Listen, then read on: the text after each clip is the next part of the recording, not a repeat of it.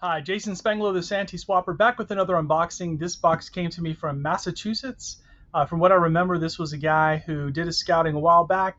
I've had this box in the warehouse now for about a month and a half. It's definitely time for me to get it unboxed. So I wanted to do that here so I could share the history with you guys and let you see what this scout did when he was in the program. Stick around, I'll cut the box open and we'll take a look and see.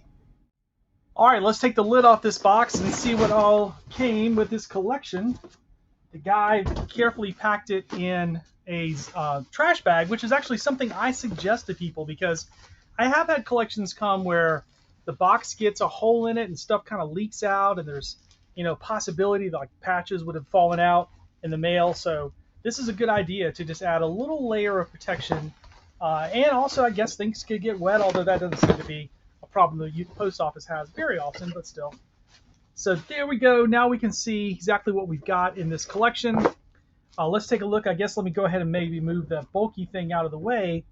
These books kind of give you a little idea of the time that this guy spent in scouting. So here's a kind of a 1960s era patrol leaders handbook. And then all of these red cover merit badge pamphlets, that's definitely from that time period. Let's see what else we can find going through here. Oh man, there's a fistful of some patches that are very similar. So this is something that I often talk to families about when I buy collections, and let me just kind of use it as an illustration for you guys since we're right in the middle of it. So when scouts went to the National Scout Jamboree, oftentimes there was 25, 30, 40,000 scouts at a National Jamboree. And if you start doing the math and thinking about, well, how much memorabilia do the Boy Scouts make to sell at that jamboree to the participants, to the staff, to the visitors? So this is a good example of this. In one small collection, here I have literally a stack, probably at least a dozen 1964 National Scout Jamboree patches. Now these are the cloth ones that are fully embroidered, and then here's 3 of the woven ones. So it's just one of those things. It's not to say that these things have no value, but there's a lot of them floating around in my hobby, and so these are ones that, generally speaking, don't hold a lot of value for collectors. They're just too easy to get. Now this is kind of a different patch. I'm surprised he has so many of them. 1956 National Standard Patrol, and that design kind of looks like this 1957 National Scout Jamboree patch. He has a bunch of those. Oh, I even forgot one of those Jamboree ones. Not sure why he would have so many, but that's an interesting looking patch. Let's see what else we got here. All right, so we go on. We got Delmont Scout Reservation. Here's 1960 Scout Jamboree. This is a worn version. And then 64, a couple of different jacket patches from that Jamboree. Then this box has a sticker on it from 1960, but I don't know what's inside. Let's peek and see. Oh my goodness, some sort of a rock, Gems of the Rockies. All right, cool.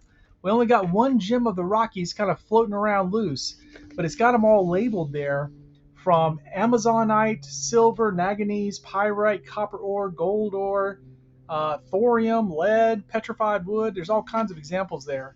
That is pretty cool. I wonder where this came from.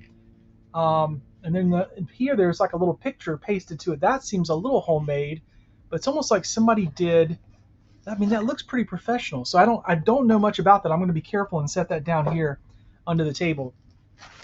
Love getting these in collections because I use them. So believe it or not, a lot of times when I'm dealing with families buying scouting memorabilia, people will ask for a check. And so once we've worked out the details and verified everything, I sometimes have to mail people letters. And I oftentimes will use these Jamboree stationaries to do so. 1964, 1960, and then, yep, so that's cool. I always use that. I always talk about recycling, so that's definitely recycling. Again, another book there. I'll set that down. This is kind of a mother's pillowcase. I don't know that it actually is a pillowcase or just sort of a little decorative thing. Yeah, it's not a pillowcase really, is it? No. But this is from the 1964 Jamboree, and you can kind of see the historical sites they've included here. And this was something they sold on the trading post that, in theory, a scout could buy and take home for mom. Although I'm not sure mom would quite know what to do with it, but still kind of a neat piece. This is cool. I wish that these were bigger sizes. None of them would fit my head, but this is a 64 Jamboree hat. Love the original green, and it's got the little diamond there as well.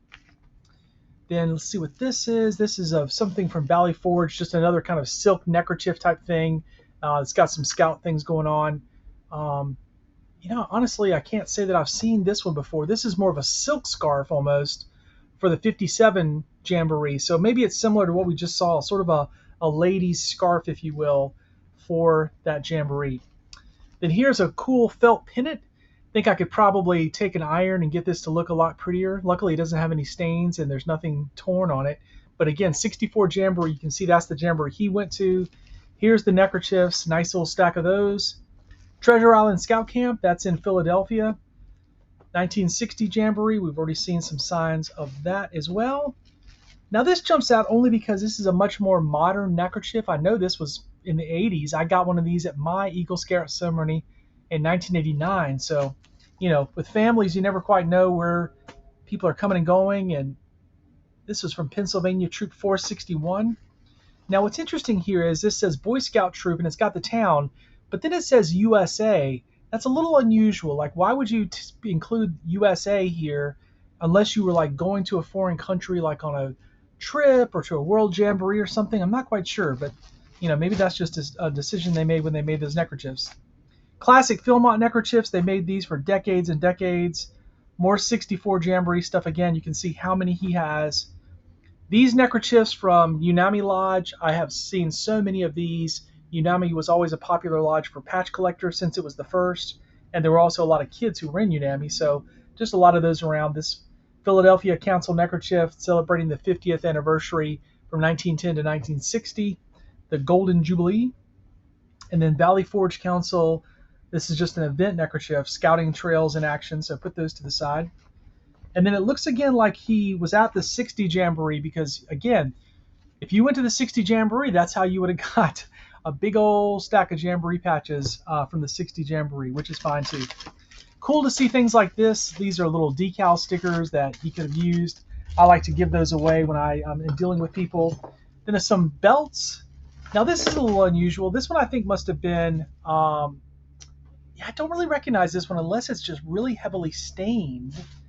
Now, when I mean stained on purpose. I have seen plenty of leather belts. They're sort of that heavy, thick leather. This is kind of a thinner leather belt, and it's stamped with the same Philmont logo and stuff, and then there's supposed to Philmont belt buckle on there. So that might be an interesting belt to someone who's going to Philmont. And then this one right here, yeah, I thought this would look familiar. This is a Scouts of Canada belt.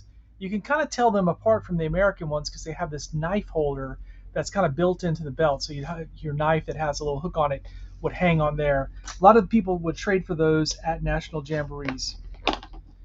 These other ones here, these are from, we saw the neckerchiefs earlier from Philadelphia, so here's some more of those. And then these patches are from the Golden Jubilee as well, but these are just the different event patches, Cub Scout Jubilee and such.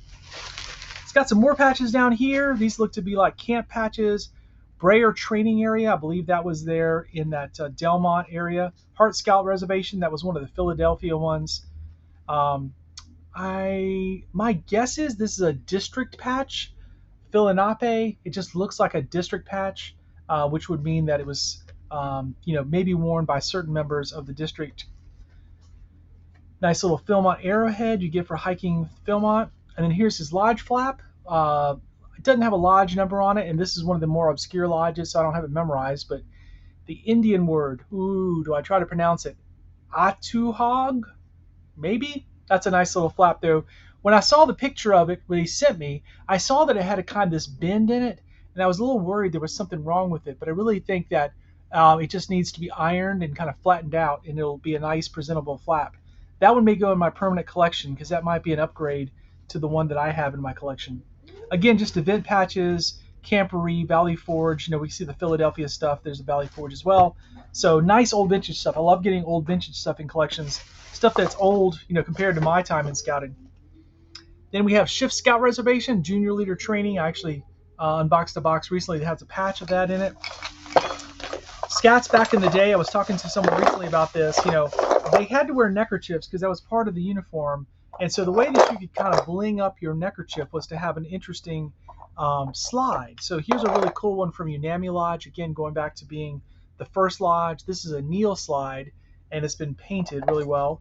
Several other Neil slides. Not surprisingly, this is in a Pennsylvania collection. Again, Shift Scout Reservation. And then you've got these one here from Philmont. I've got a lot of these ceramic ones from Philmont. I might let my daughter take some of these Philmont ones out there and just give them away as thank you gifts, or when she is going to be a ranger this summer at Philmont. And so I've thought about giving her some tokens she could give to the crew leaders and stuff that she interacts with, that stuff that they don't sell in the trading post anymore. Now this one's a little different. This one says made by Sim Products, Philadelphia, PA. And of course it's a 1957 Jamboree, or 64, sorry, that kneeling figure of Washington gets used over and over.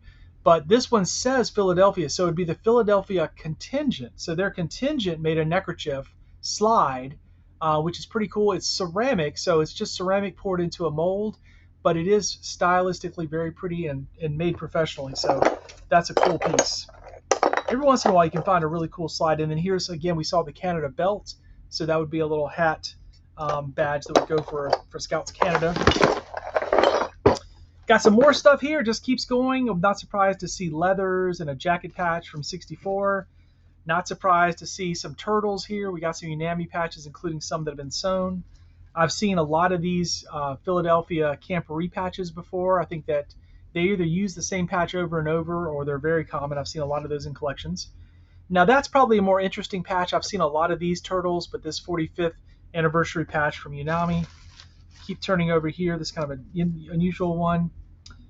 Fellowship Weekend, Scouting Exposition Award, Valley Forge Council. So definitely heavy into that Eastern Pennsylvania kind of I-95 side. Delaware District Camporee. That is a really pretty patch, being from 1958. I really like the colors and how that was manufactured. That was a sharp looking patch, whoever made that guy. And then again, trading with the Canadians. There's some more Scouts Canada stuff. All right, a couple of books down here in the bottom. I think this will just about round us out. This was the book that you got in 1960, kind of the souvenir book you got after the Jamboree that included pictures, so you can show Mom everything in case you weren't going around taking good pictures. I'm glad that tape came off carefully. And then this was from, I believe, 64. This is the same thing, in just sort of a souvenir book of after the Jamboree. So altogether, this is a great collection for me. A lot of old vintage stuff. And love getting old Jamboree collections. What I often say about my unboxings is that people who hold on to scouting memorabilia for decades and decades, they have three things in common. And not always do they have all three, but oftentimes they're Eagle Scouts, and or they went to a National Scout Jamboree, and or they went to Philmont. And looking at this collection, my guess is that the guy decided to keep his merit badge sash, because you don't see that in this collection.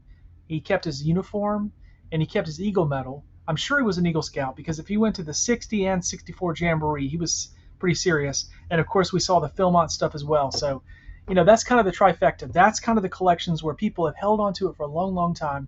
And then for whatever reason, whether it be no one in their family is interested in it and they're thinking about their estate or downsizing, or unfortunately they might have passed and it's the family trying to deal with it.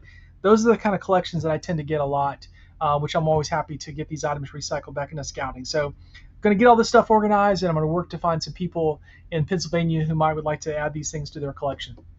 Jason Spangler, the SanteeSwapper. Go to my website, scoutpatchcollectors.com. There you can find my contact information. You can text me, you can send me an email, you can just call me. Would love to talk to you about your scouting memorabilia and see if I can help you get it recycled. Thanks very much for watching.